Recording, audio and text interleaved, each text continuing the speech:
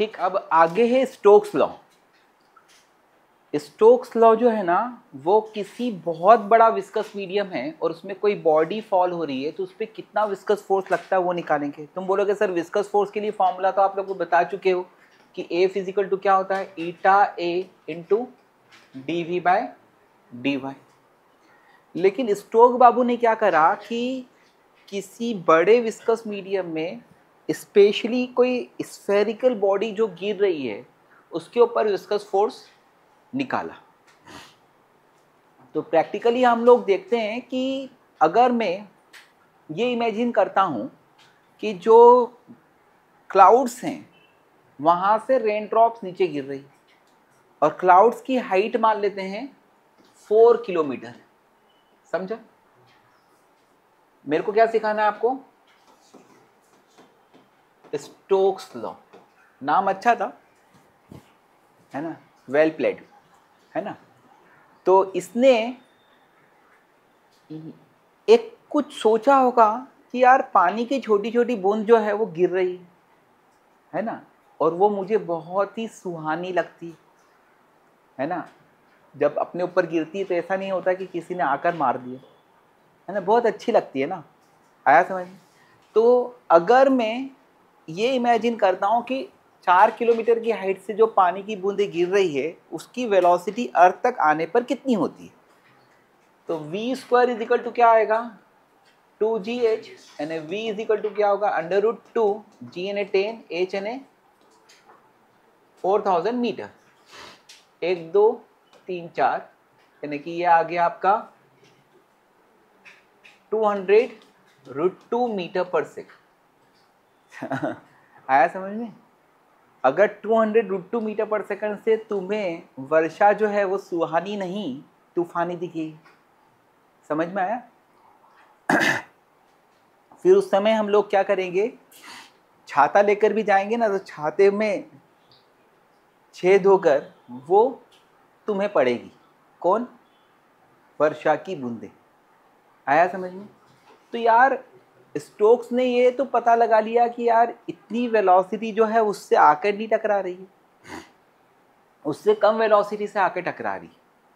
तो इसका मतलब ये है कि जब ड्रॉप नीचे, जैसे ये मार्कर को मैं 4 किलोमीटर की हाइट से गिराऊंगा और अगर वहां पे एयर नहीं होगा ना तो इतनी वेलोसिटी से आकर गिरेगा, और इतना जब ये यहाँ पर आएगा तो यहाँ पर गड्ढा कर देगा जमीन में, इतनी ज़्यादा वेलोसिटी से आएगा। तो इशू यहाँ पर यह है कि ऐसा नहीं हो रहा है। तो उसका कारण क्या है कि वो ड्रॉप जो है वो एक्सेलरेटेड थोड़े टाइम के लिए ही रहती है और उसके बाद में उसका एक्सेलरेशन हट जाता है और वो एक कांस्टेंट वेलोसिटी से फ्लोट होती हुई आती।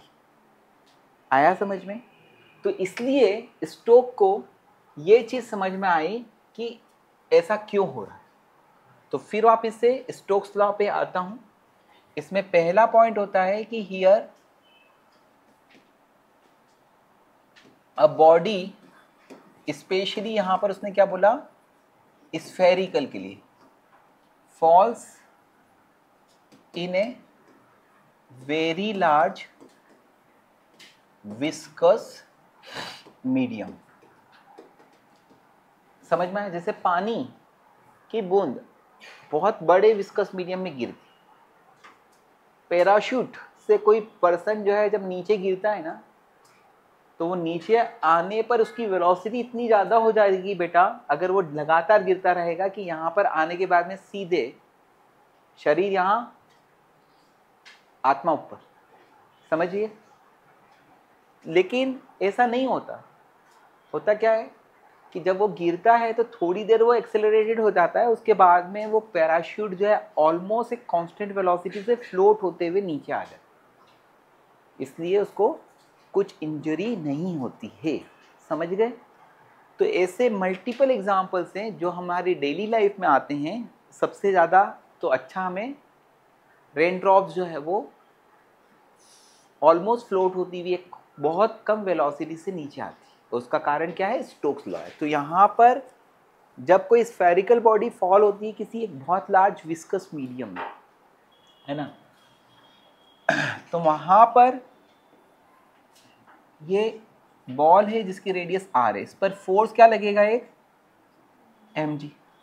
अभी तक हम mg फोर्स लगाते थे तो बॉडी को अंडर ग्रेविटी गिराते थे, उसका एक्सेलरेशन g बोलते थे, जैसा यहाँ पर मैंने लिया।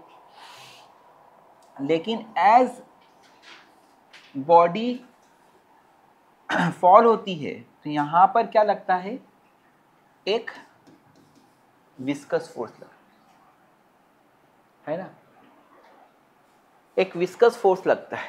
Higher is the velocity, higher is the viscous force. इसीलिए जो व्हीकल्स होते हैं ना, कार होता है ना, उनका एरोडायनामिक शेप दिया जाता है, क्योंकि उन पे विस्कस फोर्स, उनकी वेलोसिटी जितनी ज़्यादा होगी उतना विस्कस फोर्स बढ़ता जाएगा, और उसको कम करने का काम कौन करता है, एरोडायनामिक। जैसे पहले एक ज़माने में एम्बेसडर जो है उसने भारत पे बहुत राज कर, कम से कम 50-50 साल तक का उनका जो है ना वो पीक पीरियड था। इतनी मजबूत थी कि है ना, कोई भी उसको अगर मुक्का भी मारता तो चपटी नहीं होती थी। अभी एक कार जो है उस पर एक थोड़ी सी लात मारेंगे ना तो क्या होगी, पिचक जाती, ठीक है। लेकिन उसमें इतनी मोटी चद्दर से बनाई जाती थी, वो उसकी स्पेशलिटी थी, और उसके कारण जो है उन्होंने उसको चेंज नहीं करा, एरोडायनामिक शेप नहीं लेकर आए, तो धीरे धीरे आउट हो गए, ठीक है। तो यहाँ पर जब कोई स्फेरिकल बॉल किसी लार्ज विस्कस मीडियम में गिरती है, जरूरी नहीं गिरती है, उठती भी है। जैसे पानी के अंदर एयर बबल क्या होते हैं, उठते हैं। तो यहाँ पे दोनों चीज़ें होती हैं।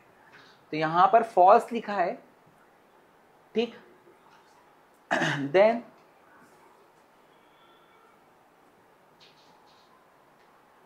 यहाँ पर एक चीज स्टार्ट हो जाती है, ये विस्कस फोर्स क्यों लग रहा है, विस्कस फोर्स क्यों लगेगा,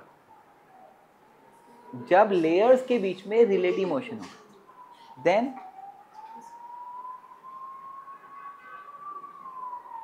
layer of medium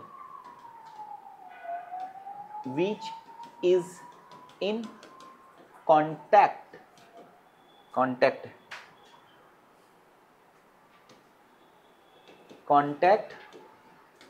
with body। मैंने आपको बताया था ना, कार की के साथ में जो एयर कांटेक्ट में आती है उसकी वेलोसिटी किसके बराबर होती है, कार की, और जो लेयर दूर होती है उनकी वेलोसिटी क्या होती है, अनअफेक्टेड रहती है। यहाँ पर लेयर्स में क्या हो गया, रिलेटिव मोशन हो गया। तो then the layer of medium which is in contact with the body move with velocity of body, but layers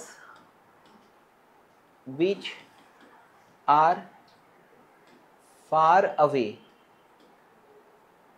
are unaffected.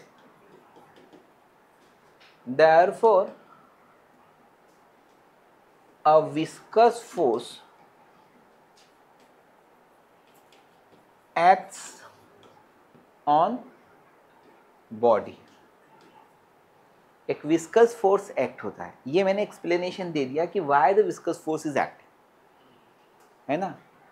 And according to Stokes law, this viscous force is proportional to what, r यानी क्या, radius of body, जो spherical body है उसकी radius. This viscous force is proportional to eta, this viscous force is proportional to v, और इन सबको हम combine करेंगे तो ईटा आर वी। यहां पर फॉर स्फेरिकल ऑब्जेक्ट्स यहाँ पर प्रोपोर्शनलिटी साइन हटेगा, है ना, तो जो कांस्टेंट होगा ये k इज इक्वल टू क्या आता है, 6 पाई। आप लोगों को यही चीज मैंने आपको यूनिट्स एंड डायमेंशन में बताई थी। तो viscous force is equal to क्या होता है, 6 पाई ईटा आर वी। समझा, 6 by eta r। तो स्टोक्स लॉ इज सिंपल है ना, स्टोक्स लॉ क्या है, बहुत सिंपल है, 6 by eta r v is the viscous force acting on the body.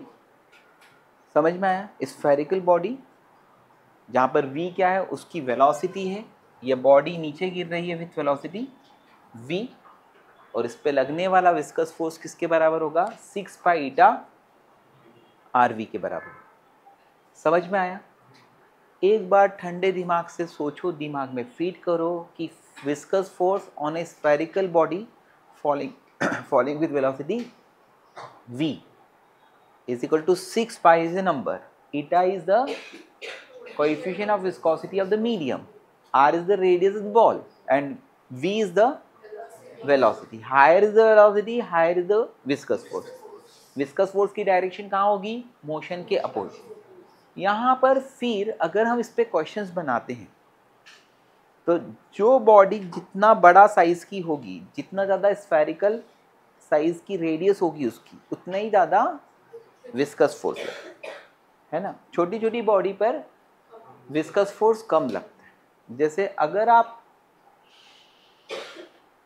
एक छोटा सा एयर बबल देखोगे ना तो उस पर विस्कस फोर्स कम लगेगा, या रेन ड्रॉप जो छोटी छोटी होगी उस पर विस्कस फोर्स क्या लगेगा, कम लगेगा। बड़ी ड्रॉप पर विस्कस फोर्स ज़्यादा लगेगा।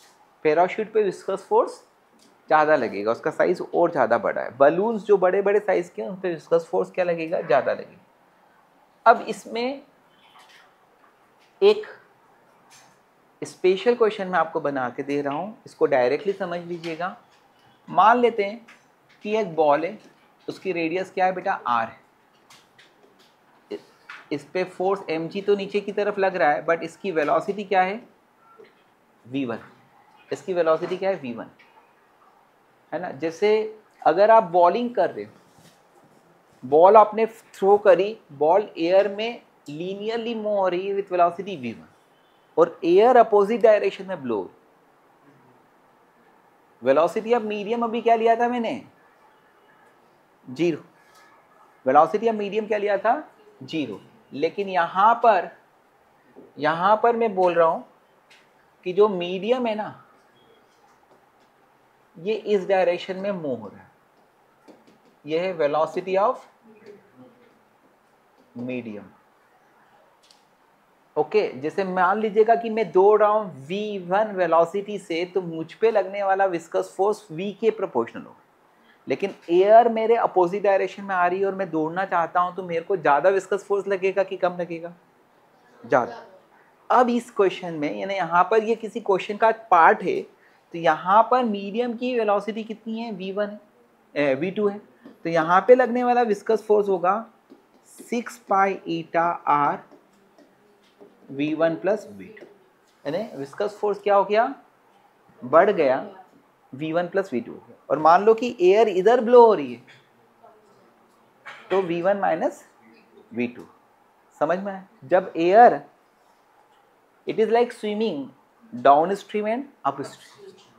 समझ में आया, क्लियर। तो इस पे क्वेश्चन यहाँ पे बनते हैं। दूसरा कि स्मॉल रेन ड्रॉप्स, ये क्या होती है, ये बहुत प्लीजेंट लगती है अपने को, सुहानी लगती है ना। फिर पैराशूट, इसका एग्जांपल मैंने यहाँ पर बताया कि पैराशूट पे भी विस्कस फोर्स लगने के कारण जो है, उससे जब हम अर्थ पर गिरते हैं तो हमें झटका नहीं लगता, हल्का सा ही झटका लगता है, ठीक।